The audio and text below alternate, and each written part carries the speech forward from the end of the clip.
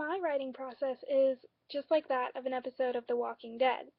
When I start out writing, I usually just freehand it. I usually start with an anecdote, but I always keep a clear focus on what I want my main points to be. The Walking Dead also usually starts out with an anecdote from later on in the episode, but the audience isn't really sure what's going on. So they have to watch further, as an audience would have to read further in my paper to understand exactly what the introduction means. The episodes of The Walking Dead also generally pick back up where they left off the week before. Then they develop their general ideas further so that the plot gets more interesting and the audience is hooked. In my writing, I strive to pull in the reader in this way by developing my main points in every next paragraph. Also, by making my paper a progression as opposed to 3 or 4 separate points, it makes it more interesting and it makes it more likely that the audience will get involved in the paper.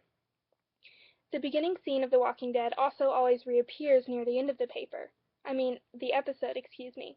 This can be equated to a conclusion of a paper that I would write. A conclusion only makes sense because the rest of the paper has been written and also uses similar words as the beginning of the paper. This was always how I was taught to write starting in elementary school, that my conclusion must sound similar to my introduction, and it still has to wrap up the paper pretty nicely. My 8th grade English teacher also told me to leave the audience wanting at the end of your paper, with a charge or something like that. Although I often have difficulty thinking of good charges that don't sound hokey or corny, I always attempt to leave the audience with something to think about.